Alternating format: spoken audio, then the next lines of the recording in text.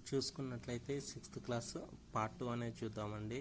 7th lesson వచ్చేసి నేటి వ్యవసాయం. ఇప్పుడు వచ్చేసి మన భారతదేశంలో ఎక్కువ మంది వ్యవసాయం మీదనే ఆధారపడుతున్నారు. ఈ వ్యవసాయంలో 2 రకాల పంటలు ఉంటాయి. ఒకటి మామూలు పంటలు వచ్చేసి, ఇంకొకటి వచ్చేసి వాణిజ్య పంటలు. వాణిజ్య పంటలు అని అంటే చెరుకు, పత్తి కానీ వేసేవాని వాణిజ్య పంటలు అంటారు. మిగతా పంటలన్నిటినీ మామూలు పంటలు అంటారు. తెలంగాణలో 2/5 వంతు గ్రామీణ కుటుంబాలు వ్యవసాయ కూలీలుగా ఉన్నాయి. అంటే ఇక్కడ మనం వ్యవసాయం మీద భారతదేశం ఎంత ఆధారపడిందో ఇక్కడ అర్థం చేసుకోవచ్చు. ఇందులో 3-4 రకాల వ్యవసాయాలు ఉంటాయి. ఒకటి ఒప్పందపు వ్యవసాయం. ఒప్పందపు వ్యవసాయం అని అంటే కొంతమంది తోటి ఒప్పందం చేసుకొని కౌలు తీసుకొని ఆ పద్ధతిలో వ్యవసాయం చేస్తారు. ఇవి వచ్చేసి మనకి ఒప్పందపు వ్యవసాయం కిందకి వస్తాయి. తర్వాత వచ్చేసి చిన్న రైతులు.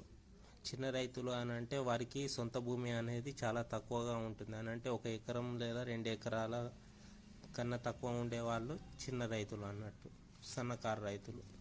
పెద్ద రైతులు అని అంటే ఎక్కువ ఎకరాలు ఉన్న రైతుల్ని పెద్ద రైతులు లేదా పెద్ద రైతులు అని అంటారు. తర్వాత వచ్చేసి తెలంగాణలో మొత్తం వ్యవసాయం మీదనే ఎక్కువగా ఆధారపడి ఉంటారు. ఎక్కువగా వరి, రాగులు, మొక్కజొన్న స్థానంలో పత్తి, చెరుకు, వేరుశనగ, పసుపు, మిరప వంటి పండించడం ప్రారంభమైంది. ఎందుకనంటే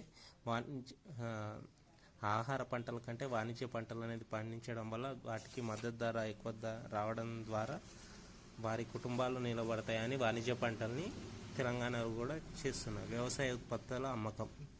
నెక్స్ట్ పాఠం వచ్చేసి వ్యవసాయాన్ని పండించిన తర్వాత వాటిని ఉత్పత్తి చేయడానికి ప్రాసెసింగ్ యూనిట్స్ ఉంటాయండి. ఆ ప్రాసెసింగ్ యూనిట్స్ అనేటివి ఇక్కడ మనకి చూపెట్టారు. చౌటుప్పల్లో ఆదివారం సంత. చౌటుప్పల్ అనేది యాదాద్రి భువనగిరి జిల్లాలో ఒక గ్రామం. ఇక్కడ 40 గ్రామాల ప్రజలు వస్తువులు కొనడానికి ఆదివారం సంత అవుతూ ఉంటుంది. ఇక్కడ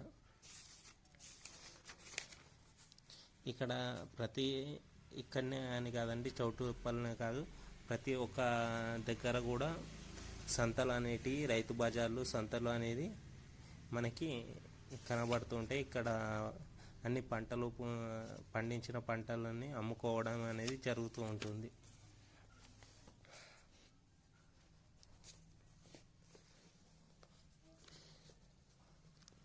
టోకు వర్తకుల దగ్గర కొనే ధరల కంటే 25% ఎక్కువగాను, చిల్లర వర్తకులు అమ్మే ధరలకు